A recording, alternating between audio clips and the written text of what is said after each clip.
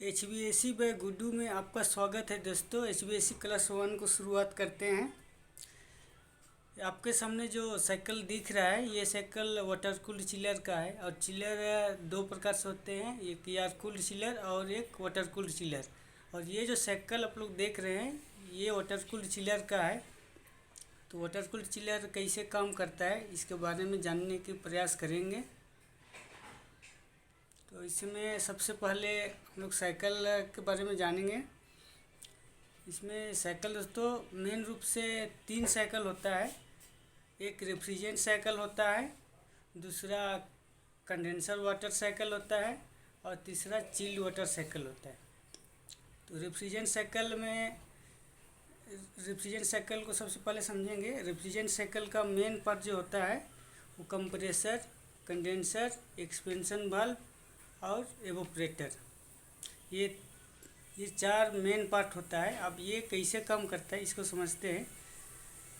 Compressor है, compressor का काम करना है रेफ्रिजरेंट को कंप्रेस करके कंडेंसर को देना। तो जब ये कंप्रेसर इसको कंप्रेस करता है रेफ्रिजरेंट को, तो ये डिस्चार्ज लाइन है। डिस्चार्ज लाइन से जब कंडेंसर में आता है तो ये डिस्चार्ज जो प्रेशर आता है वो 110 से 145 PSIG रहता है। और इसका जो टेम्परेचर होता है वो 40 से लेकर 45 डिग्री सेल्सियस तक होता है। और ये कंडेंसर है। ये कंडेंसर ये 2 भाग में होता है। ये इसमें सेल साइड और ट्यूब साइड रहता है। सेल साइड में कूलिंग टावर का ठंडा पानी कंडेंसर पंप के द्वारा हम लोग इसमें कंडेंसर में सप्लाई करते हैं। सप्लाई करने के बाद में यहाँ पे जो हाई टेम्परेचर हाई प्रेशर में जो रेफ्रिजरेंट आ रहा है इसकी टेम्परेचर को डाउन करने के लिए हम लोग कंडेंसर वाटर को सप्लाई करते हैं। तो जब ये रेफ्रिजरेंट यहाँ पे आता है तो इसका हीट को एग्जॉर्ब करके ये इस पानी को हम लोग फिर कूलिंग टावर में भेज देते हैं, क्योंकि ये पानी गर्म हो जाता है। जब ये आउट करता है तो 30 से 34 डिग्री के सेल्सियस में करता है और इन कर रहा है 26 से 30 डिग्री सेल्सियस में इन कर रहा है और आउट कर रहा है 30 से 34 डिग्री में। तो ये पानी यहाँ का हीट एब्जॉर्ब करने के बाद तो पानी गर्म हो जा रहा है। तो इसी गर्म पानी को ठंडा करने के लिए हम लोग कूलिंग टावर में भेजते हैं। और यहाँ पे हमारा कूलिंग टावर है, यहाँ पे हमारा फैन चल रहा है और एक तरफ से पानी को हम लोग कूलिंग टावर सप्लाई करते हैं, ऊपर से इसको गिराते हैं और नीचे से एयर सर्कुलेट किया जाता है। तो दोनों पानी और एयर एक साथ सर्कुलेट होता है, उससे पानी ठंडा होता है। ठंडा होने के बाद फिर कंडेंसर पंप से फिर ये कंडेंसर में भेज दिया जाता है। कंडेंसर का पंप है कूलिंग टावर के ठंडा पानी को सर्व करके कंडेंसर में भेजना है। इसके बाद यहाँ पे टेम्परेचर लो हो जाता है। टेम्परेचर डाउन होने के बाद में ये लिक्विड फॉर्म में ये यहाँ से लिक्विड लाइन से ये ड्राई फिल्टर करता है। ड्राई फिल्टर का काम है कि इसमें जो मोचर है रेफ्रिजरेंट में, इस मोचर को रिमूव कर देना है। रिमूव करने के बाद में यहाँ कुछ पार्टिकल होता है, इसको फिल्टर करता है। फिल्टर करने के बाद में एक्सपेंशन वाल्व आता है। एक्सपेंशन वाल्व का काम है प्रेशर को ड्रॉप करना, प्रेशर को डाउन करना। जब भी प्रेशर डाउन होता है तो इसकी रेफ्रिजरेंट की टेम्परेचर भी डाउन हो जाता है। डाउन होने के बाद में इसको एवोपरेटर में भेजते हैं। एवोपरेटर भी ये 2 पार्ट में होता है, एक सेल साइड और ट्यूब साइड। इसमें ट्यूब साइड में रेफ्रिजरेंट होता है और सेल साइड में चिल्ड वाटर होता है। जो HU से जो हमारा चिल्ड वाटर इसमें आता है एवोपरेटर में, तो इसका सेल साइड में आता है और सेल साइड से नीचे से आते हुए ये ऊपर से आउट होता है। फिर जब ये गर्म पानी जब HU से रिटर्न आता है, इसका टेम्परेचर काफ़ी ज़्यादा होता है, तो इसको डाउन करने के लिए हम लोग इसे रेफ्रिजरेंट की सप्लाई करते हैं। जब रेफ्रिजरेंट इसका हीट को एब्जॉर्ब करता है तो रेफ्रिजरेंट वेपर बनना शुरू करता है। वेपर बनने के बाद में ये सेक्शन फिल्टर होते हुए ये कंप्रेसर में चला जाता है। सेक्शन फिल्टर का काम है कि ये सेक्शन लाइन है, तो इसलिए सेक्शन फिल्टर इसको कहा जाता है। तो यहाँ पे कुछ पार्टिकल आता है, पार्टिकल को फिल्टर करके ये कंप्रेसर में भेज देता है। अब दूसरी साइकिल के बारे में समझते हैं। ये कंडेंसर साइकिल है। कंडेंसर साइकिल का जो मेन पार्ट होता है कूलिंग टावर, कंडेंसर पंप और कंडेंसर। कंडेंसर, ये कंडेंसर है। कंडेंसर पंप का काम है कूलिंग टावर के ठंडा पानी को सर्व करके कंडेंसर तक देना है।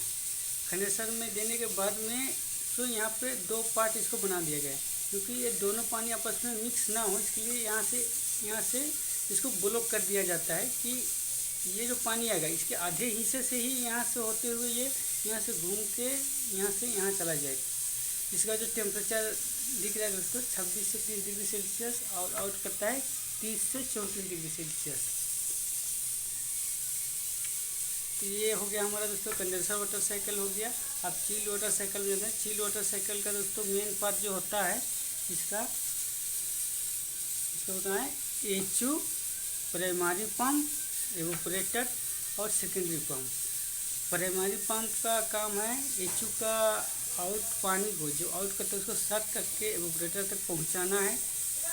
यहाँ से जब यहाँ एवोपरेटर में आता है फिर यहाँ से ठंडा होने के बाद में ये 6 से 8 डिग्री सेल्सियस में ये सेकेंडरी पंप के द्वारा HU में भेज दिया। सेकेंडरी पंप का काम है कि सेकेंडरी पंप HU में सप्लाई करता है। HU में सप्लाई करने के बाद इसमें कोयल लगा होता है, इसमें रिटर्न एयर और वेंटिलेशन की एयर आता है, ये मिक्स होता है, ये हाई टेम्परेचर में होता है। इसकी वजह से ये जब हवा को खींचता है HU तब इसमें जो चिल वाटर सप्लाई करते हैं ये पानी गर्म हो जाता है। गर्म होने के बाद में फिर इसको प्राइमरी पंप के द्वारा हम लोग इसको यहाँ कंडेंसर में सप्लाई कर देते हैं, सॉरी कंडेंसर में एवोपरेटर में सप्लाई कर देते हैं। एवोपरेटर में सप्लाई करते हैं। इसकी जो टेम्परेचर है 12.5 से लेकर 14.5 डिग्री सेल्सियस तक ये रिटर्न आता है। दोस्तों समझते हैं कि ये चिलर है। आप चिलर, एक सवाल बनता है कि चिलर क्या है। चिलर एक AC का ही एक बड़ा यूनिट है जिसको कमर्शियल बिल्डिंगों में यूज़ किया जाता है या बड़े बिल्डिंगों में यूज़ किया जाता है। वहाँ पे छोटे यूनिट नहीं लगाया जाता है, तो यही चिलर है। AC का एक बड़ा यूनिट है ये चिलर। और एक चीज़ देखते हैं दोस्तों, यहाँ पे ऑयल सेपरेटर लगा हुआ है। ये ऑयल सेपरेटर है। यहाँ पे जो वेपर फॉर्म में जब रेफ्रिजरेंट मतलब कुछ ऑयल रेफ्रिजरेंट के साथ में यहाँ आ जाता है, तो इसी ऑयल को रिमूव करने के लिए यहाँ ऑयल सेपरेटर लग जाए। ये ऑयल को रिमूव करता है। अगर ये फिल्टर को हटा दिया जाए, ऑयल सेपरेटर हटा दिया जाए, तो ये कंडेंसर के ट्यूब में आके ये लेयर बना देगा। लेयर बनाने के बाद कंडेंसर में अप्रोच ज़्यादा आएगा। और दोस्तों कूलिंग टावर में है, दोस्तों कूलिंग टावर में यहाँ पे जब फैन चलता है तो बाहर का हवा को सर्व करता है। ये सर्व करता है, पानी जब ऊपर से गिरा जाता है, ये पानी इसमें हेडर लगाया होता है, इसमें स्प्रिंकलर लगाया था, वो फुहारी तरह गिराता है, तो पानी और हवा एक साथ मिक्स होता है। इस वजह से पानी यहाँ पे ठंडा होता है। और ये नीचे शाम होता है, ये शाम में पानी जमा होता है। इसमें फ्लोट वाल्व भी लगा होता है। ये फ्लोट वाल्व का जो काम होता है कि पानी ओवरफ्लो ना हो कूलिंग टावर में, इसके लिए ये फ्लूइड वाल्व लगाया जाता है। जिससे लेवल तक पानी आएगा तो ये फ्लूइड वाल्व ऑटोमेटिकली वाल्व को क्लोज कर देगा। क्लोज करने के बाद में फिर ये कंडेंसर पंप इसको खींच के कंडेंसर में भेजता है। बाकी दोस्तों अगले जो क्लास होगा हमारा, ये तो क्लास 1 है।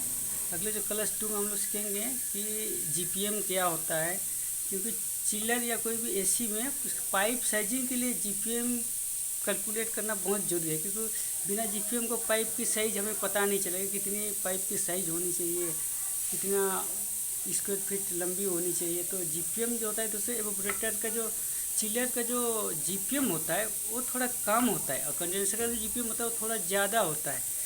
तो आप इसको जानेंगे दोस्तों कि क्यों इसे दोनों की GPM एक बराबर नहीं होता, अलग अलग क्यों होता है।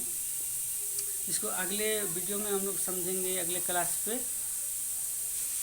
और HU के बारे में भी अगले ही क्लास में समझेंगे। इसमें कंप्रेसर में एक ऑयल भी यूज होता है, तो ऑयल का भी एक चिलर में एक साइकिल होता है। तो इस ऑयल को समझेंगे कि ऑयल कहाँ से कहाँ तक जाता है, कैसे जाता है, इसका फीड टेम्परेचर भी होता है। तो इसका ऑयल सम का टेम्परेचर और फीड टेम्परेचर कितना होता है, इस सब को समझेंगे अगले क्लास पे। अब क्लास 1 ये चल रहा है, तो क्लास 1 को बंद करते हैं।